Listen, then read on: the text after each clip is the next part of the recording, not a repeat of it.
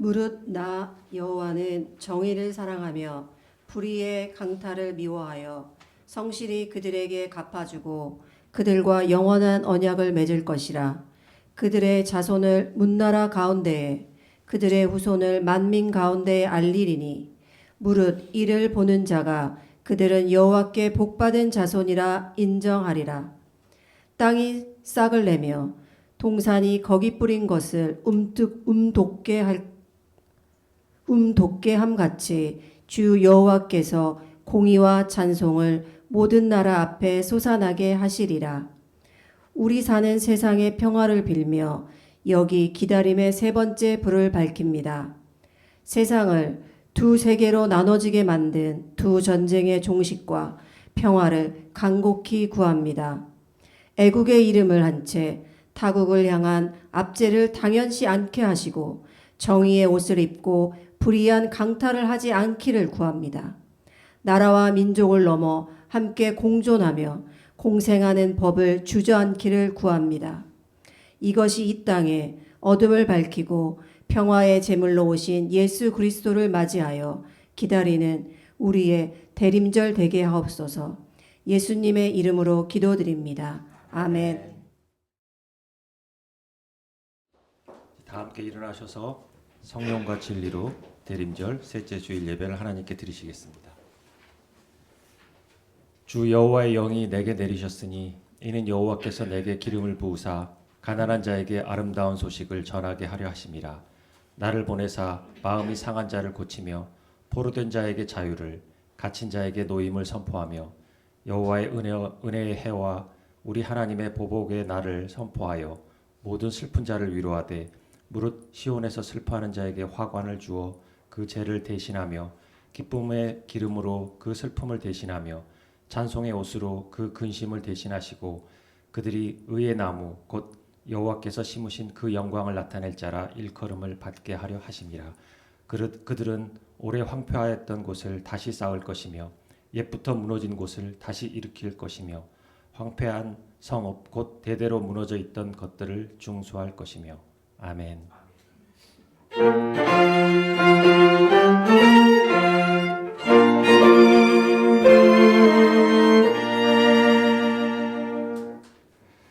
사랑의 하나님, 어둠에 갇힌 세상의 빛을 밝히시고 평화의 제물로 오신 예수 그리스도를 기념하고 기다리는 대림절 셋째 주일 예배로 불러주심을 감사합니다. 근심 걱정 없는 날이 없고 쓸데없는 욕심과 씨름하는 날이 많은 삶이지만 크신 하나님의 사랑과 은혜로 평안을 되찾을 수 있게 하심을 감사합니다. 약속의 말씀처럼 하나님의 영이 함께해 주심으로 사탄의 유혹에 묶이지 않고 자유함을 얻어 하나님의 복받는 자손으로 세상의 인정을 받고 하나님의 영광, 하나님의 기쁨이 되는 삶이 되기를 소망합니다. 주님의 긍휼과 사랑의 마음을 본받아서 갈등과 대립이 갈수록 심각해지는 세상에 평화의 씨앗들을 뿌리고 거두는 일에도 쓰임받는 우리 우모름 공동체가 될 수 있도록 도와주시옵소서. 오늘도 예배 내내 성령 하나님이 임재하셔서 정성으로 드리는 예배를 기쁘게 받아주시고 여러 가지 이유로 오늘 이 자리에 함께하지 못하는 지체들과도 성령 하나님이 함께하셔서 하나님의 마음을 느낄 수 있게 하옵소서. 예수님 이름으로 기도드리며 이제는 주님께서 가르쳐주신 기도를 함께 드리오니 하늘에 계신 우리 아버지여 이름이 거룩히 여김을 받으시오며 나라가 임하옵시며 뜻이 하늘에서 이루어진 것 같이 땅에서도 이루어지이다. 오늘날 우리에게 일용할 양식을 주옵시고 우리가 우리에게 죄 지은 자를 사하여 준 것 같이 우리 죄를 사하여 주옵시고 우리를 시험에 들게 하지 마옵시고 다만 악에서 구하옵소서. 나라와 권세와 영광이 아버지께 영원히 있사옵나이다. 아멘.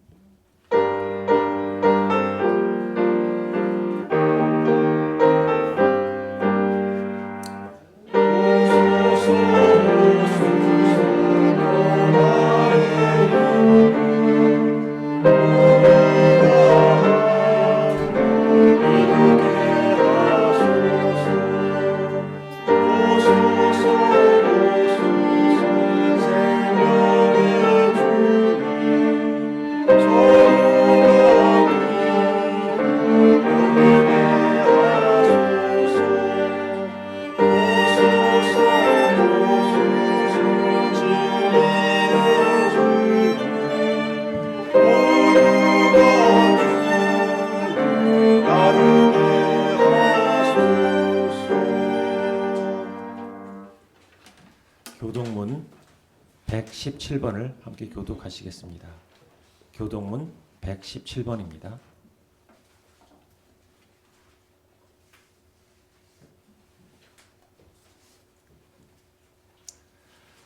광야와 메마른 땅이 기뻐하며 사막이 백합화 같이 피어 즐거워하며 무성하게 피어 기쁜 노래로 즐거워하며 레바논의 영광과 갈멜과 사론의 아름다움을 얻을 것이라. 그것들이 여호와의 영광 곧 우리 하나님의 아름다움을 보리로다. 너희는 약한 손을 강하게 하며 떨리는 무릎을 굳게 하며 겁내는 자들에게 이르기를 굳세어라 두려워하지 말라. 보라 너희 하나님이 오사 보복하시며 갚아주실 것이라. 하나님이 오사 너희를 구하시리라 하라. 그때 맹인의 눈이 밝을 것이며 못 듣는 사람의 귀가 열릴 것이며 그때 젊은 자는 사슴같이 뛸 것이며 말 못하는 자의 혀는 노래하리니 이는 광야에서 물이 솟겠고 사막에서 시내가 흐를 것임이라. 뜨거운 사막이 변하여 옷이 될 것이며 메마른 땅이 변하여 온천이 될 것이며 승냥이의 눕던 곳에 풀과 갈대와 부들이 날 것이며 거기에 대로가 있어 그 길을 거룩한 길이라 일컫는 바 되리니 깨끗하지 못한 자는 지나가지 못하겠고 오직 구속함을 입은 자들을 위하여 있게 될 것이라. 아멘. 전능하사 천지를 만드신 하나님 아버지를 내가 믿사오며 그 외아들 우리 주 예수 그리스도를 믿사오니 이는 성령으로 잉태하사 동정녀 마리아에게 나시고 본디오 빌라도에게 고난을 받으사 십자가에 못 박혀 죽으시고 장사한 지 3일 만에 죽은 자 가운데서 다시 살아나시며 하늘에 오르사 전능하신 하나님 우편에 앉아 계시다가 저리로서 산자와 죽은 자를 심판하러 오시리라.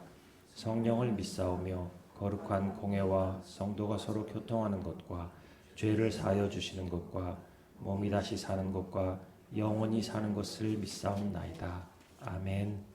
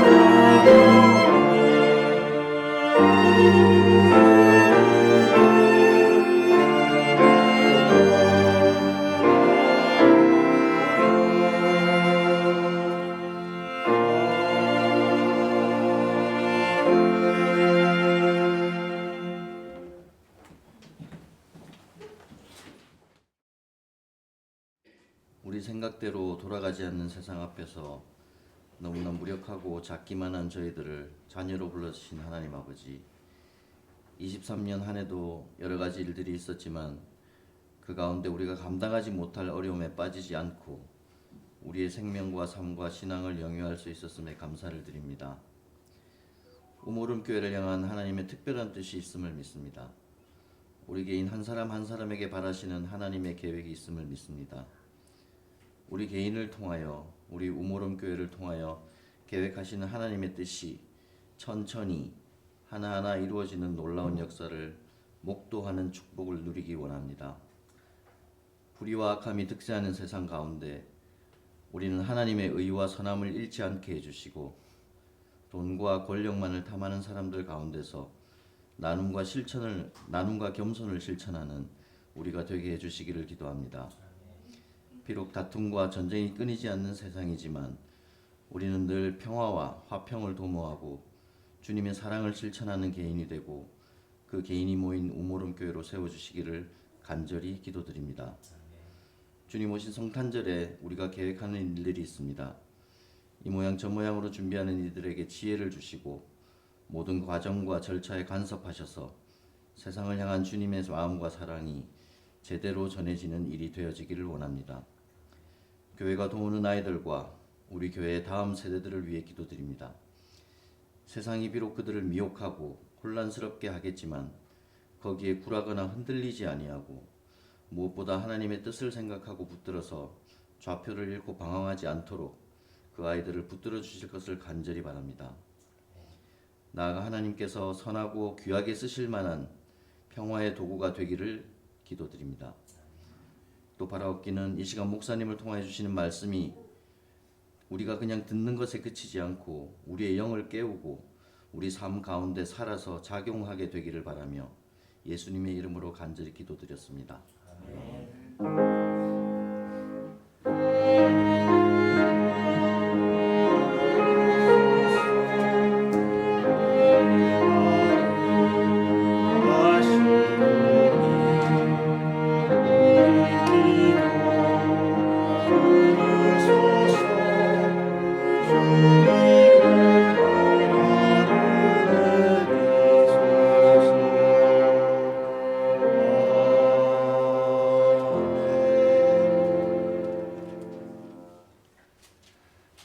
오늘 주신 하나님 말씀은 누가복음 2장 22절부터 39절까지입니다. 누가복음 2장 22절부터 39절까지입니다. 제가 봉독하겠습니다. 모세 법대로 정결 예식의 날이 참에 아기를 데리고 예루살렘에 올라가니 이는 주의 율법에 쓴 바 첫 해에 처음 난 남자마다 주의 거룩한 자라 하리라 한 대로 아기를 주께 드리고, 또 주의 율법에 말씀하신 대로 산비둘기 한 쌍이나 혹은 어린 집비둘기 둘로 제사하려 함이더라. 예루살렘에 시므온이라 하는 사람이 있으니 이 사람은 의롭고 경건하여 이스라엘의 위로를 기다리는 자라. 성령이 그 위에 계시더라. 그가 주의 그리스도를 보기 전에는 죽지 아니하리라 하는 성령의 지시를 받았더니 성령의 감동으로 성전에 들어가매 마침 부모가 율법의 관례대로 행하고자 하여 그 아기 예수를 데리고 오는지라. 시므온이 아기를 안고 하나님을 찬송하여 이르되, 주제여 이제는 말씀하신 대로 종을 평안히 놓아주시는도다. 내 눈이 주의 구원을 보았사오니 이는 만민 앞에 예비하신 것이요 이방을 비추는 빛이요 주의 백성 이스라엘의 영광이니이다 하니, 그의 부모가 그에 대한 말들을 놀랍게 여기더라. 시므온이 그들에게 축복하고 그의 어머니 마리아에게 말하여 이르되, 보라, 이는 이스라엘 중 많은 사람을 패하거나 흥하게 하며 비방을 받는 표적이 되기 위하여 세움을 받았고, 또 칼이 내 마음을 찌르듯 하리니 이는 여러 사람의 마음의 생각을 드러내려 함이니라 하더라. 또 아셀지파 비누엘의 딸 안나라 하는 선지자가 있어 나이가 매우 많았더라. 그가 결혼한 후 7해 동안 남편과 함께 살다가 과부가 되고 84세가 되었더라. 이 사람이 성전을 떠나지 아니하고 주야로 금식하며 기도함으로 섬기더니 마침 이때에 나와서 하나님께 감사하고 예루살렘의 속량을 바라는 모든 사람에게 그에 대하여 말하니라. 주의 율법을 따라 모든 일을 마치고 갈릴리로 돌아가 본 동네 나사렛에 이르니라. 아멘. 주의 말씀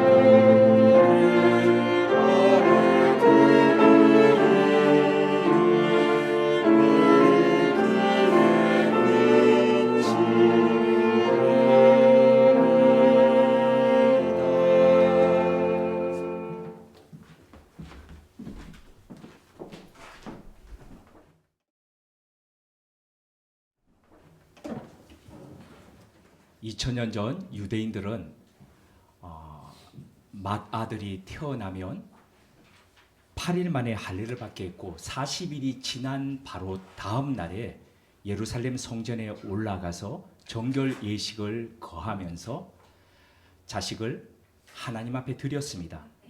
율법과 유대 전통에 맏아들은 하나님의 것, 첫 것은 하나님의 것이라는 그 말씀을 이행하기 위함이었죠.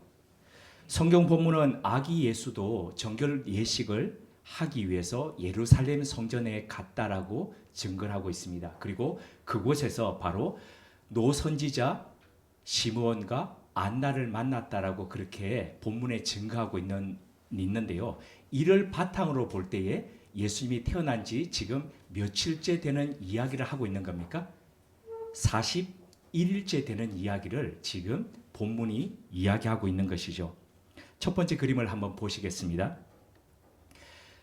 1628년 22살의 청년 렘브란트는 성전의 나타나심이라는 제목으로 화폭에 담았습니다. 오늘 본문을요. 선지자 시몬이 아기 예수를 안고 축복하는 모습입니다. 자, 이 그림에서는 시몬과 아기 예수보다도 더 이목을 끄는 인물이 있습니다. 누굴까요? 네, 우리는 여기에 집중하면서 이렇게 있다고 생각하는데 그 다음 넘겨주십시오. 네, 뒤에서 양손을 번쩍 들고 마치 한편으로는 찬양하는 것 같지만은 다른 한편으로는 무척 놀라면서 눈동자를 보면 엄청 놀라면서 경이로움을 표하고 있는 여선지자 안나입니다. 누가복음 2장 36절 이하에 이 여인의 삶이 어떠했는지를 잘 설명하고 있습니다. 결혼한 지 7년 만에 남편과 사별한 뒤에 84세가 되도록 성전을 지키면서 성전을 위해서 계속 기도했습니다. 놀라움과 경이로움으로 아기 예수 앞에 서서 그녀는 감사하고 있습니다. 메시아의 탄생을 증거하는 그녀의 모습은 오랜 나이가 지났음에도 불구하고 세월이 켜켜이 쌓여있음에도 불구하고 그 속에서 나는 품격 높은 신앙인의 향기가 느껴집니다. 그로부터 3년 뒤 1631년 25살의 렘브란트는 시므온의 찬양 노래라는 작품을 그렸습니다. 천장고가 무척 높지요. 액자 속에 들어있는 그림을 보시면 엄청 높지 않습니까? 천장이 높습니다. 높은데 굉장히 웅장하게 보이죠. 웅장하게 보이고 사람들은 화려한 옷을 입은 채 아기 예수를 이렇게 안고 있습니다. 입을 벌린 채 얼굴과 시선은 하늘을 향하고 있는 시몬의 모습은 이렇게 입을 벌린 채 시선은 하늘을 향하고 있는 이 시몬의 모습은 마치 하나님을 향해서 찬양하고 감사하는 노래를 그렇게 드리는 것처럼 보입니다.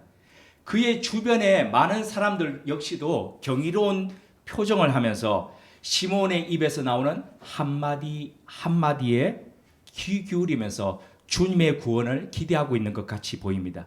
그런데 대다수의 등장인물이 그림을 보고 있는 관람자를 향하고 있는 것과는 달리 유독 유일하게 등을 보인 채 서 있는 한 인물이 있습니다. 바로 예언자 안나입니다.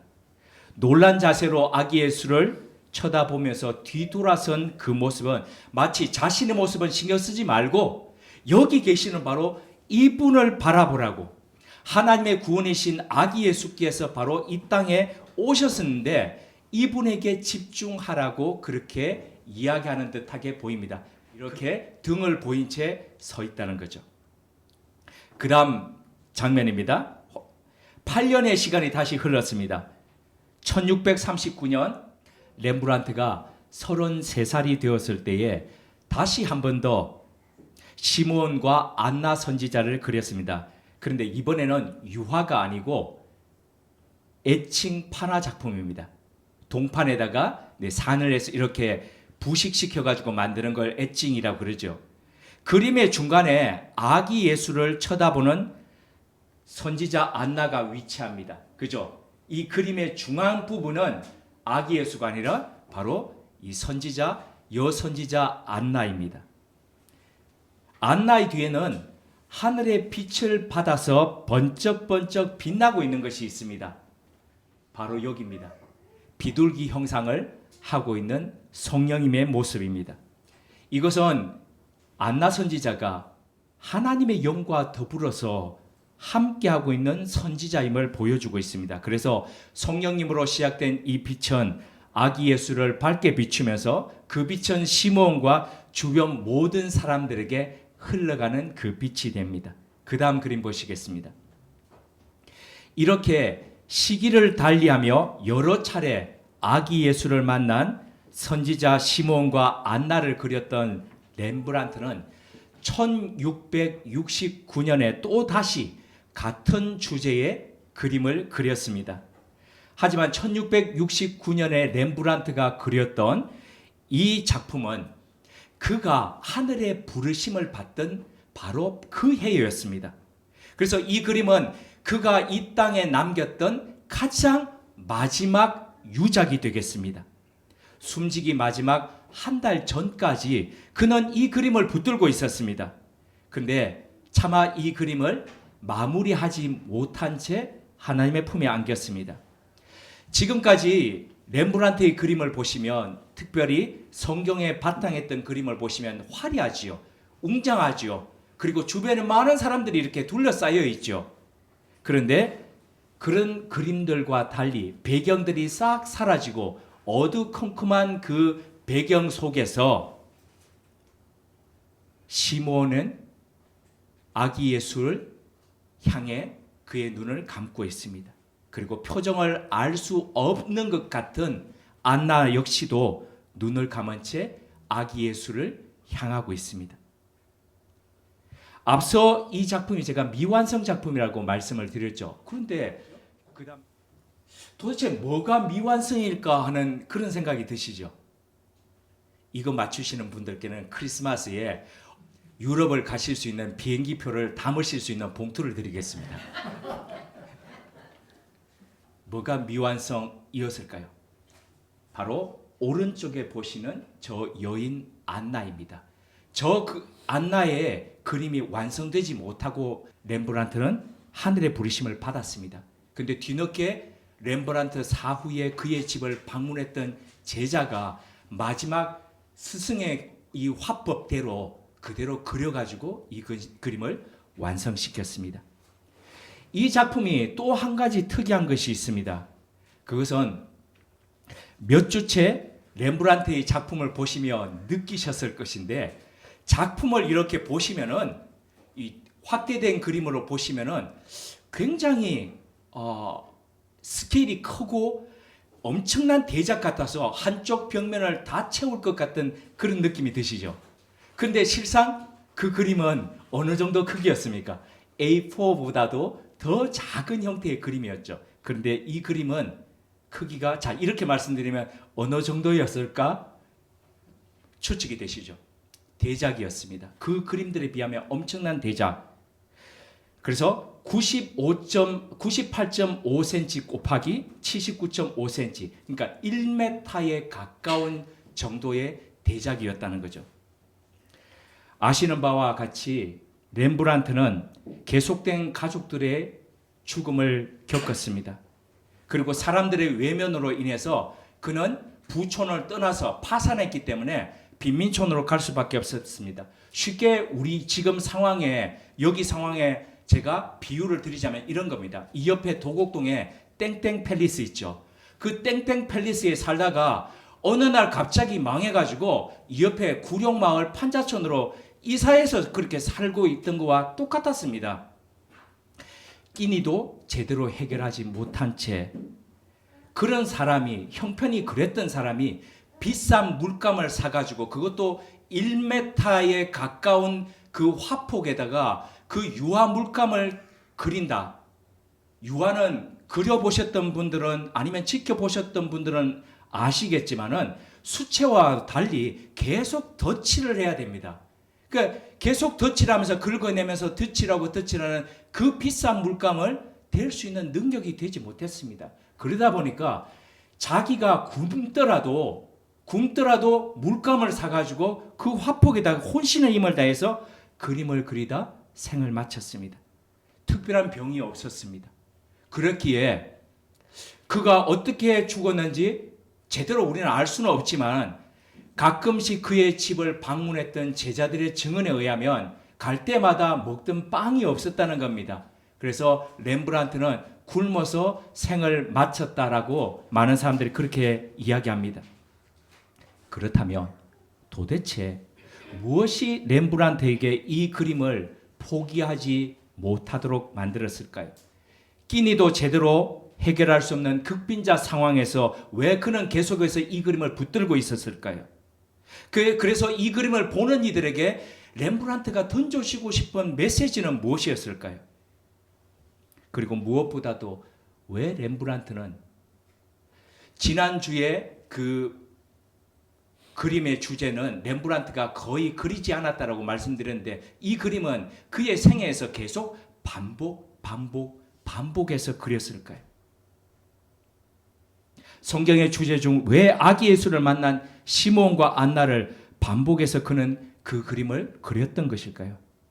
위와 같은 이 질문들을 생각하면서 렘브란트의 그림을 보다 보면 그가 들려주고 싶어하는 메시지가 들려옵니다. 그가 마지막으로 미완성으로 남겼던 슬프고도 기쁜 소망의 이야기가 성경 속 시몬의 음성을 통해서 이렇게 들려집니다. 자, 누가복음 2장 29절에서 32절 저와 같이 한번 우리 읽으시겠습니다. 주제여 이제는 말씀하신 대로 종을 평안히 놓아주시는도다. 내 눈이 주의 구원을 보았사오니 이는 만민 앞에 예비하신 것이요 이방을 비추는 빛이요 주의 백성 이스라엘의 영광이니이다. 자, 방금 읽은 시몬의 이 찬양 속에서 핵심적인 단어 세 것이 있습니다. 키워드 세 개. 최근 수능을 겪었던 규리님. 자, 키워드 세 개. 자, 키워드 세 개. 구원 맞습니다. 빛. 네. 맞습니다. 옆에서 들리는 음성에 귀 기울이면 안 되고 하늘의 음성에 귀 기울여야 됩니다. 옆에서 그건 아니고 그러는데 틀리게 만들 뻔했습니다. 네, 정확한 키워드를 골라주었습니다. 구원, 빛, 영광 요 세 가지입니다. 자, 이것은 평생을 고단한 삶을 살아가는 가운데서도 하나님의 구원을 기다렸던 시몬의 고백이었습니다. 간증이었죠. 그리고 긴 세월 동안 기다림의 불을 밝히면서 살아왔던 그 사람이 마지막 바로 하나님의 구원과 영광과 빛을 만났던 바로 이 고백인 거죠. 그리고 동시에 이것은 이 시몬의 고백을 그려면서 그곳에 자신의 간증을 담은 고백을 담은 렘브란트의 이 간증이기도 했습니다. 젊은 날의 성공과 그리고 찬란한 세상의 빛 가운데서 렘브란트는 눈이 멀어서 살았습니다. 너무 사람들이 좋아하고 그리고 그리는 그림마다 팔려갈 뿐만 아니라 대기 순번들이 계속 있는 그 속에서 그는 눈이 멀어서 살았습니다. 그러다 사랑하는 가족들이 떠나고 그리고 사람들의 외면이 있는 그 속에서 파산과 파산을 거듭하면서 그런 가운데서 렘브란트는 진짜 빛을 만나고 진짜 하나님의 영광 가운데 구원 가운데로 들어갈 수 있었다는 거죠. 그래서 실은 렘브란트가 그렸던 그 그림 속에 시몬이 아기 예수를 꼭 껴안고 있지만 렘브란트의 바람은 그 자신이 껴안고 있는 그 바람으로 그렇게 표현한 것이죠. 마지막 렘브란트의 그림을 다시 한번 생각해 보면 앞서 그가 그렸던 청년 때부터 그렸던 그림들과 매우 다른 것이 한 가지 있습니다. 그것은 눈을 뜨고 하늘을 향해서 거룩한 손을 올리면서 지금까지는 있었죠. 안나도 그랬고 시몬도 입을 벌려서 그렇게 있었죠. 그런데 이 그림은 아까 보셨던 그 그림은 눈을 감고 있습니다. 네, 아래로 감고 있습니다. 안나도 감고 있습니다. 유일하게 뜨고 있는 한 대상이 있습니다. 바로 시몬이 안고 있는 아기 예수입니다. 그 눈빛을 향해서 세상의 빛을, 세상에 현혹되던 그 빛들을 이제는 다 닫고 눈 감고 이 노선지자들이 영으로 바라보는, 영혼으로 내다보는 그 눈빛으로 아기 예수를 바라보는 그 장면이 그림 속에 있다는 겁니다. 세상에 길들여진 어두운 육안으로는 볼 수 없는 것, 그 눈을 감을 때에 비로소 영원한 빛을 바라보고 영원한 빛 속으로 들어갈 수 있다는 것을 렘브란트는 말하는 것 같습니다.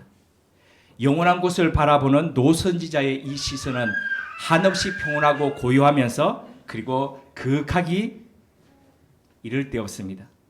그래서 아까 그리는 저 유년은 알 수 없지만은 나이가 들어갈수록 세월이 더 해갈수록 넘어서는 것이 있다는 겁니다. 그래서 그 넘어서는 것을 일컬어서 초월이라고 합니다.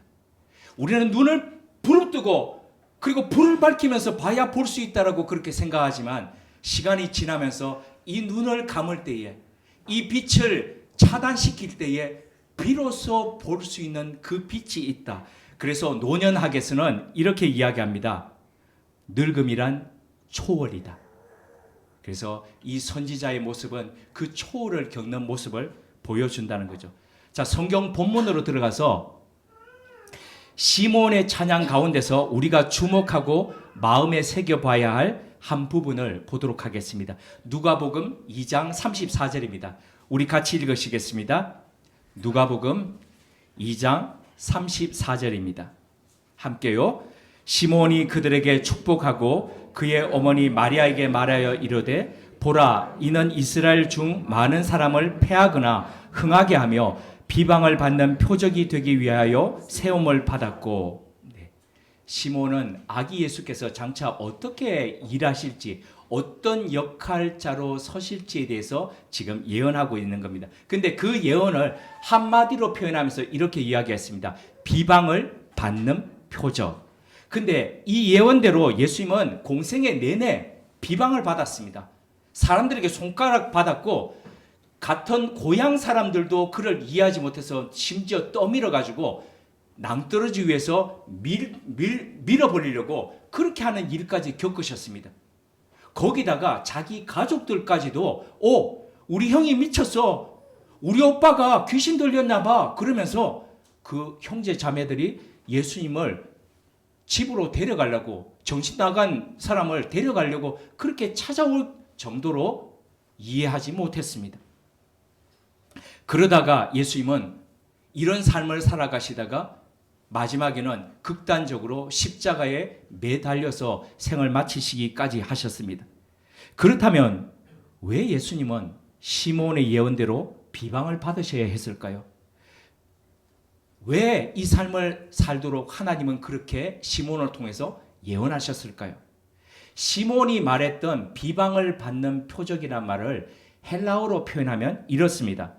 세메이온 안티레고메논. 세메이논이라는 이 말은 표적, 사인이라는 뜻입니다. 그리고 안티레고메논이라는 이 말은 비방, 반대라는 뜻이 있습니다. 그런데 비방, 반대라는 이 뜻 이외에도 중요한 뜻이 하나 있는데 그게 바로 모순이라는 뜻입니다. 반대라는 뜻 안에 그게 같이 포함되어 있습니다. 그렇다면 왜 시므온은 아기 예수를 보면서 너는 앞으로 사람들에게 우리는 우리 성경은 지금 비방을 받는 표적이 될 것이라 그랬는데 예전 성경은 이걸 이렇게 표현했거든요. 너는 모순의 표적이 될 거다 이렇게 표현했거든요. 이게 마치 축복을 하는 것 같은데 저주하는 것 같지 않습니까? 너는 이 세상과 반대처럼 살 거다. 너는 사람들하고 다르게 완전히 모순되게 그렇게 너 그 삶을 살 거다. 이런 예언이지 않습니까? 왜 그렇게 얘기했을까요? 안경을 쓰신 분들이 계십니다. 자, 이분들께 제가 안경을 벗으시죠. 말씀을 드리고 안경 벗으시고 난 뒤에 이 글씨 한번 읽어보시죠. 이렇게 해본다라고 하겠습니다. 자, 지금은 잠잠한 애기 아빠 안경을 벗어보세요. 네, 이 글씨가 뭡니까? 안 보이죠? 왜 안 보입니까? 제가 이거 안 써놨습니까? 아니죠. 자, 그럼 다시 쓰고 이 글씨가 뭡니까? 네, 그렇습니다. 자, 아주 간단한 겁니다. 근데 쓰여 있고 제대로 쓰여 있는데 안경을 벗고 보면은 제대로 안 보입니다. 희미하고 흐려집니다. 그래서 이렇게 생각할 수 있습니다. 글씨 잘못 써놨나 봐. 이렇게 생각합니까? 아닙니다. 우리는 시력이 나쁘기 때문에 안경을 쓰니까 우리 시력이 나빠서 그렇지 안경을 다시 쓰면 이 글씨가 제대로 보입니다. 사람들이 예수 그리스도를 보면서 이렇게 생각한 겁니다. 저거 제대로 행동 안 하는구만. 저 제대로 생각 못 하는구만. 자기의 시력이 왜곡되고 자기의 시력이 오랫동안 흐트러졌다라고 생각하지 않았다는 겁니다. 네가 잘못됐다는 겁니다. 그러니까 자신을 예수 그리스도를 보면서 자신을 바꾸려고 그러지 않았고 잘못된 네가 와가지고 잘못된 모습을 보여주고 잘못된 글씨를 써가지고 있구나. 그러니까 너는 이 세상에 어울리는 존재가 아니야. 그러면서 그 존재를 계속 비방하다가 안 되니까 그냥 너는 이 세상에 없어져야 돼. 우리의 이 신앙 세계를 흐트리고 너는 요란케 하는 존재야. 그렇게 해서 제거해 버렸다는 겁니다. 너는 왜 우리처럼 생각하지 않아? 너는 왜 우리처럼 바라보지 않아? 너는 우리처럼 왜 살지 않아? 그러다가 제거했다는 말씀입니다. 요즘 제가 영국 축구 보는 재미가 아주 쏠쏠합니다. EPL이죠. 우리 축구 그러면 예전에는 아르헨티나 그리고 브라질 삼바 축구 뭐 이렇게 생각을 했습니다. 근데 아시는 바와 같이 축구의 종주국은 대한민국이죠. 네. 우리나라 예전부터 그 돼지 오줌볼을 이렇게 새끼로 꼬아가지고 그렇게 축구를 했습니다. 종주국이 우린데 아마도 영국 선교사들이 가지고 와서 그렇게 만들지 않을까 하는 그 저의 이렇게 혼자만의 추측인데요. 근데 축구의 종주국은 영국이라 그럽니다. 영국 그러면 신사의 나라라는 애칭이 붙어져 있습니다. 그래서 저는 정말 영국이 신사의 나라인 줄 알았습니다. 그런데 보니까 그 보이는 것은 굉장히 신사인데 뒤로 보니까 굉장히 아니더라고요. 축구 보셨죠? 보시면은 심판 앞에서는 잘하는 것 같습니다. 그런데 어떤 사람들은 심판 앞에서도 대놓고 밀어버리고 걸고 그리고 안 보는 가운데서는 옷 잡아당기고 옆구리 치고 난립니다. 군대에서만 그렇게 축구하는 거 아닙니다. 영국에서도 보니까 클로즈업 되는데 수도 없이 그렇게 합니다. 그런데 착한 우리나라 모 선수는 너는 그렇게 당하면서도 어떻게 그러니 그러니까 그것도 축구의 한 일부죠. 이러면서 받아들이는데 참 저런 인성 도대체 어디서 받았을까 할 정도로 너무너무 부럽더라고요. 마치 앞에서는 법을 잘 지키고 법대로 돌아가는 것 같지만 법을 잘 알수록 교모히 피해가면서 법을 악용하는 오늘날의 세상을 판박이처럼 보여주는 게 축구 경기장 같다는 그런 생각이 들었습니다. 앞서가는 사람의 발을 걸고 옷을 잡아 당겨서라도 내가 앞서가야 한다는 바로 그런 세상. 그래서 멋진 패배란 없다라고 그렇게 이야기합니다. 그런데 어떤 이들은 그럽니다. 그렇게 법을 어겨가면서 아니면 어떻게 해서든지 우리가 이길 수 있는 법을 지켜가면서 이긴다 한들 무슨 소용이 있습니까? 하지만 대다수의 목소리는 멋진 패배 없다. 무조건 어떻게 하든지 이겨야 된다라고 이야기합니다. 하지만 예수님은 그런 세상을 향해서 절하라고 이야기합니다. 남을 이기려 하지 말고 오히려 그들을 섬기는 종이 되라라고 얘기합니다. 무엇을 먹을지 무엇을 입을지 무엇을 마실지 지금 고민해야 되는데 이것도 없는데 지금 어떡합니까? 그러니까 그것 말고 먼저 하나님의 나라와 그의 의를 구하라라고 그렇게 이야기합니다. 하나같이 사회 부적응자를 양산하는 그런 말씀 같습니다. 이렇게 살다가 사회에서 뒤처지고 도태될 것 같습니다. 하지만 2000년 전에 예수님을 향해서 틀렸다라고 이야기하며 너처럼 그렇게 살다가는 죽어라고 하면서 그분을 십자가에 매달았던 사람들의 목소리와 그들은 사라졌지만 그들에 의해서 죽임을 당했던 예수 그리스도는 부활하셔서 오늘도 그 말씀을 우리들에게 들려주고 있습니다. 그런데 왜 예수의 말씀 중에는 하나도 틀린 말씀이 없는데 2000년이 지나서 보면 왜 오늘도 여전히 모순처럼 들릴까요? 왜 여전히 그처럼 살면은 세상 제대로 살지 못하고 부정하다가 그냥 나고자 될 것 같이 왜 그렇게 보일까요? 이유는 간단 명료합니다. 우리 자신이 믿는다고 하면서 그 말씀을 따른다고 하는 우리 자신도 우리의 시각이 이미 모순되어 있기 때문입니다. 이미 틀려져 있기 때문입니다. 이미 시력이 다 틀려져 있는데 제대로 된 안경을 안 쓰고서는 볼 수 없는데도 우리는 여전히 우리가 맞다라고 그렇게 생각하기 때문입니다. 그렇다면 이런 모순에서 벗어나기 위해서 우리는 어떻게 해야 할까요? 간단합니다. 모순의 표적으로 오신 그분을 보는 겁니다. 그래서 우리와 얼마나 틀린지를 보면서 우리와 틀린 그분을 맞춰가는 것이죠.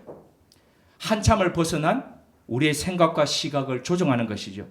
이것을 일컬어서 소위 군대에서는 0.4격이라고 이야기합니다. 0.4격의 정의를 보면 군대에서는 이렇게 이야기합니다. 기본적인 조준과 격발의 안전성을 시험하고 그것을 통해서 사수의 신체적 특성과 총기의 재원을 일체화하기 위한 사격 과정이다. 어렵죠? 간단하게 얘기하면 이겁니다. 사람의 얼굴 형태나 그리고 시야가 다릅니다.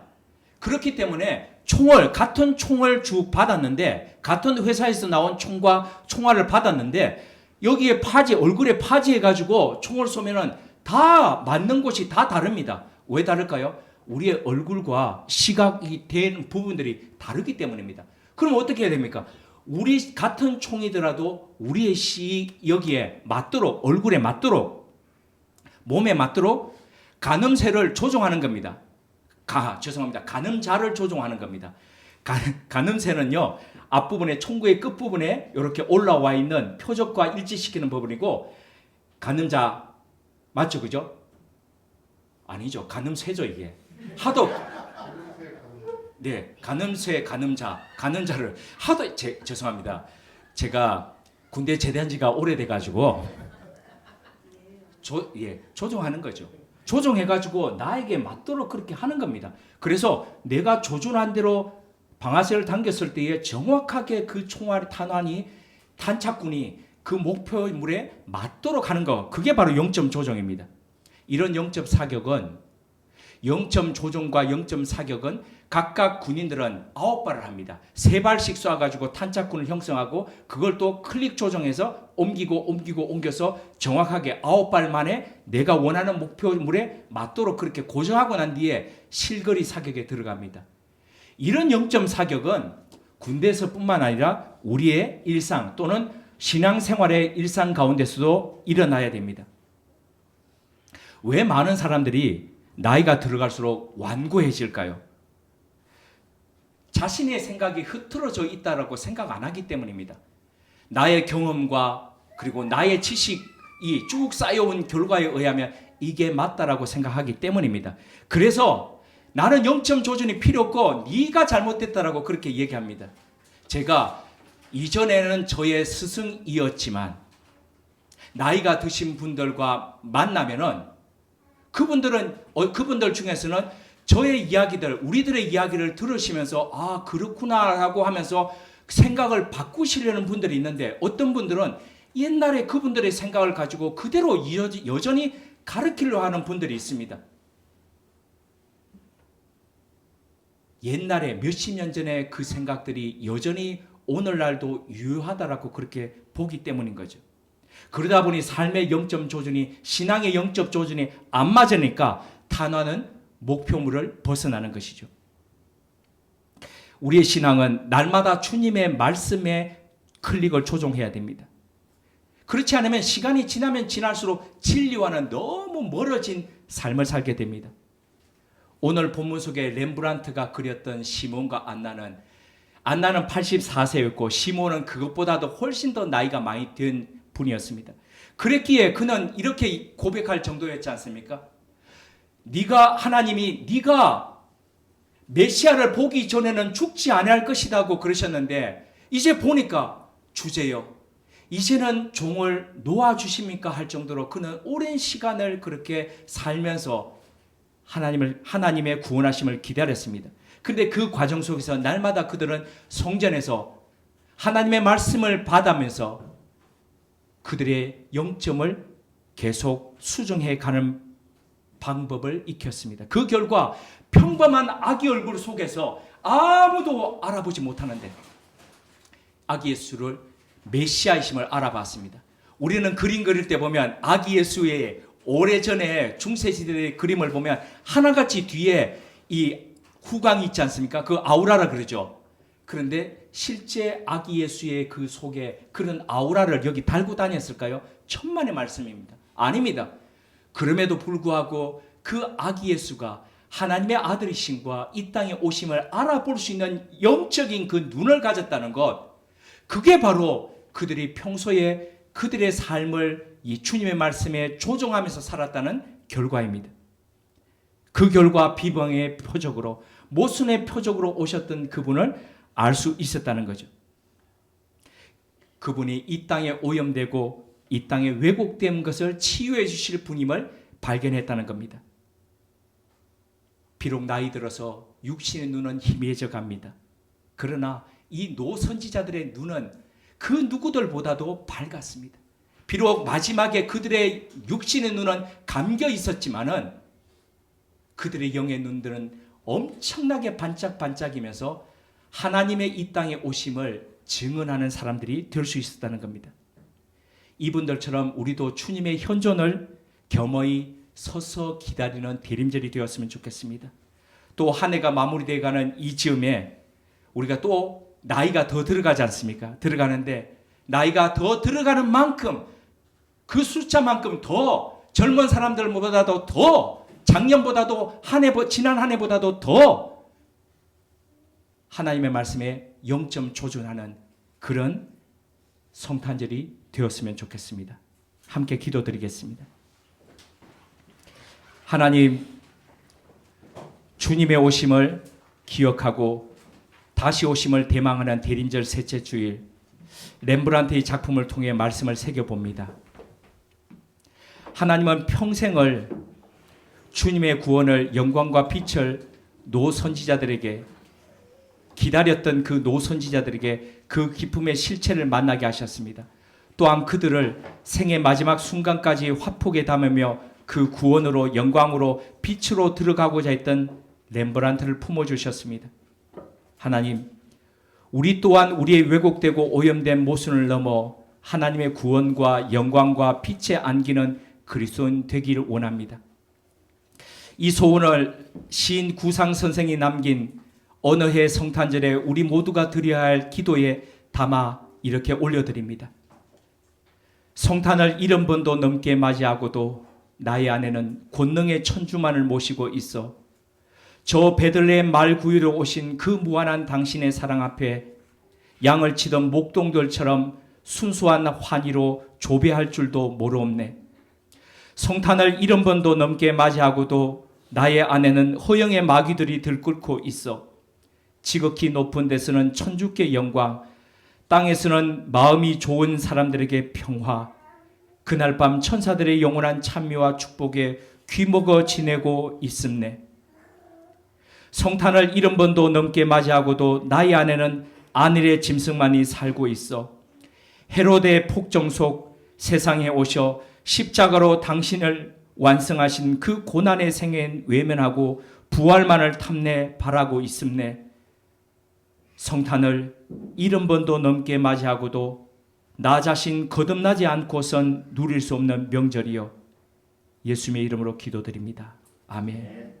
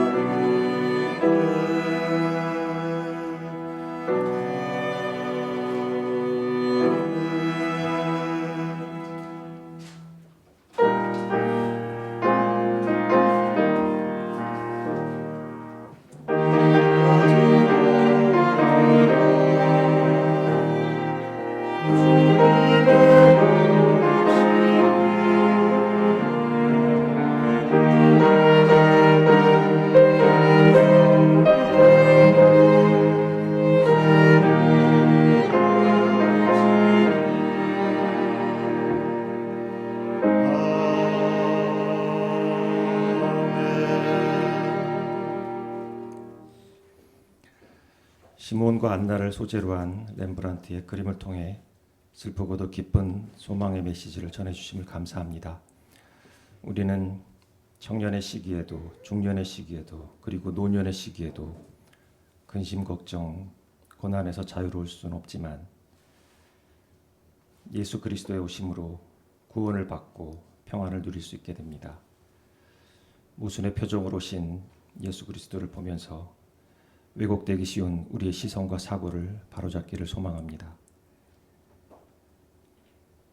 시몬과 안나와 같이 주님의 말씀을 항상 붙들고 기도를 생활하여 하나님의 마음에 부합하는 삶이 되기를 소망합니다. 성령 하나님의 도우심으로 살아 역사하시는 하나님을 증언하는 복음의 삶이 되기를 소망하며 하나님께서 주신 것의 일부를 다시 하나님께 정성스럽게 올려드립니다. 드리는 마음과 정성을 기억하여 주시고 하나님의 뜻에 맞게 쓰임받게 하옵소서. 예수님의 이름으로 봉헌 기도드립니다.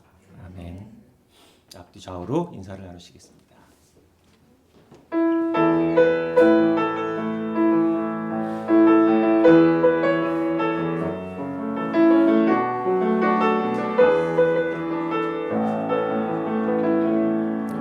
우리에겐 소원이 하나 있네. 주님 다시 오실 그날까지 내 가슴에 새긴 주의 십자가 사랑 나의 교회를 사랑케 하네. 주의 교회를 향한 우리 마음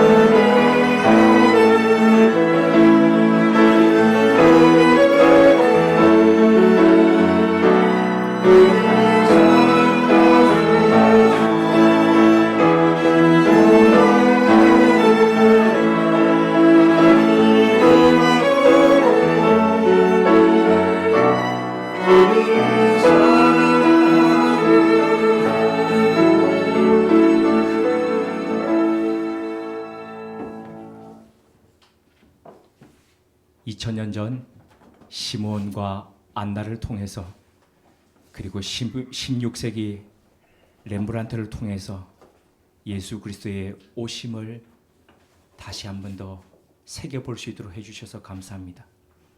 빛으로 영광으로 구원으로 오셨던 그 주님을 맞이했던 이들처럼 우리 역시도 주님의 다시 오심을 기대하면서 기다려가며 준비해가는 주님의 사람들 될 수 있도록 이끌어 주옵소서. 우리 주 예수 그리스도의 은혜와 하나님 우리 아버지의 지극하신 사랑하심과 성령님의 감화하시고 교통케 하시는 역사가 모순의 표적으로 이 땅 가운데 오신 예수 그리스도의 날마다 우리의 모순되고 비뚤어졌던 것을 맞추며 주님의 다시 오심을 준비하면서 살아가는 사람들이 되겠다고 다짐하고 결단하는 주님의 사람들과 우물은 교회 위에 지금부터 영원토록 함께 하시기를 축원합나이다. 아멘.